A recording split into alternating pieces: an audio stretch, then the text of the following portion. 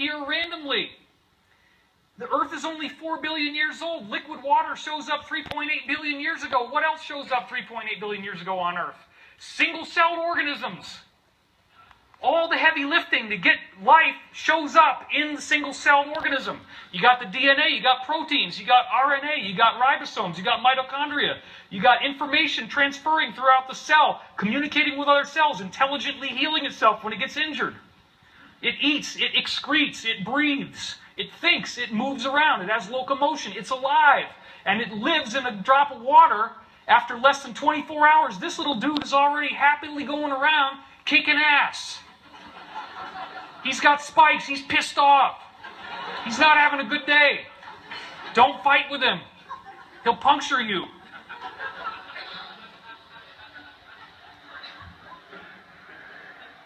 Are you getting the implications of what I'm saying here, folks? I'm telling you something very intrinsic. This is bigger than the flat Earth becoming a round Earth. This is bigger than the Earth becoming not the center of the solar system, but one of the planets that orbits the sun. Forget about Copernicus. Forget about Galileo and the priesthood not wanting to look through the telescope. This is much more intrinsic. This is a paradigm shift where we go from saying that life could only exist on Earth. Oh, holy Creator, that only blessed us with this one little wave of the magic wand, that it only happened this one precious time on this one little planet in this ocean of galaxies. Aren't we lucky? No, actually, as it turns out, there's everywhere has life. Because of this, I just showed you ordinary water. We're seeing ordinary water making complex organisms, and Montagnier showed you that you could build DNA in water just by electrifying it with 7 hertz for 18 hours. You got DNA in one tube, you got no DNA in the other tube, you cook it up, and the DNA pops into that water. Because there's a frequency, there's that geometry. That geometry is actually like a fractal. It's got all this code in it that makes life, you see. Just like I showed you, the DNA is made out of a totem pole of dodecs that are all stacked up on top of each other. There's no actual geometry, it's just a wave pattern. It's a resonance pattern. So now I'm actually going to get to the point of what we were talking about, which is disclosure. But I needed that to be the context. I needed to set this up first to give you the context of what then follows. Because what follows is that somebody has told the shadow government, you better get ready, you better get this disclosure thing out of the way. You better get people ready and you got to do this. Something has happened. I think disclosure is a lot sooner coming than we think. But what I'm going to say to you will have a lot more impact by having prefaced it with what you just heard. We've all been beleaguered by this man, unfortunately, and I'm not insulting him, but this is Drake. And this is the infamous Drake equation. This is the crack cocaine instant high of every CIA-paid skeptic for the past 40 years. Oh! Boom! What is he saying? He's saying... I can't laugh myself. You see, I got to not laugh when I'm funny, so that way I just keep it going. It kind of breaks character if I laugh at my own jokes. This guy got all crack ghosted on this equation. That's a urban term, by the way.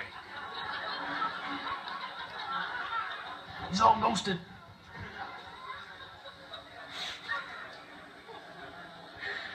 Every frickin' dime a dozen bullshit, debunking, nonsense television program in the last 30 or 40 years says, well, the Drake equation has proven that life is statistically impossible to have appeared on anywhere else but Earth. Oh. It's just not possible, folks. The infamous skeptic Michael Shermer calculated with the Drake equation, well, we think there's about 2.44 to 3.14 intelligent civilizations in the entire galaxy based on the Drake equation. Well, what's the 0.44 civilization look like exactly, Mr. Shermer? Is it the 3.14? What do the 0.14s look like? They kind of walk around like this. Oh! Sorry, you guys are only 0.14. You don't really qualify for a 4. We're going to segregate you folks. You know, separate is better. Just go over there. We're going to take these 3. 3 in the frickin' galaxy? Thank you, Drake. Thanks for nothing, bruh. Something happened, folks. Something happened in May that led to this incredible article, which I'm going to quote from now, because this is written up by a site called Wait But Why, based on NASA statistics. Check this out. It is frickin' astonishing. Therefore, I had to put the word astonishing on the screen, just in case you didn't actually hear the word astonishing. I want to... Repetition is the mother of learning, therefore, yes, now you get to see it and hear it as well. So the first astonishing statistic is this. There's about 100 to 400 billion with a B. Oh, we got to actually have it show up. There we go. There's 100 to 400 billion with a B stars. Oh, let's see. Is it going to work for us? There we go.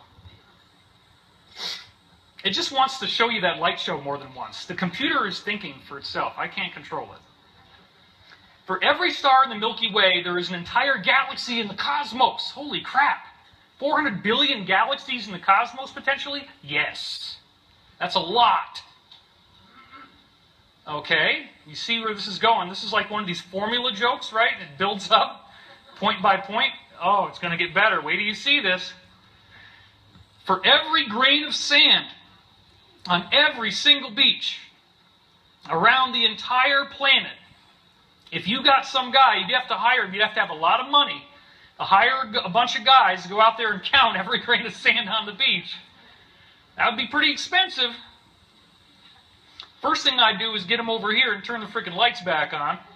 That'd be one good way to use them, but we already got that covered, thankfully. Then we put them out in the beaches. Just start counting, guys. You know, come back in like 10 million years. And then what they're going to find out is that for every single grain of sand on Earth, there's 10,000 stars in the cosmos. Wow. That's a lot. And then it gets even better. If we estimate that 5% of these stars, which is a conventional estimate NASA has now made, 5% of them are like the Sun, that's 500 billion stars like the Sun in the cosmos. Penis, conservatively...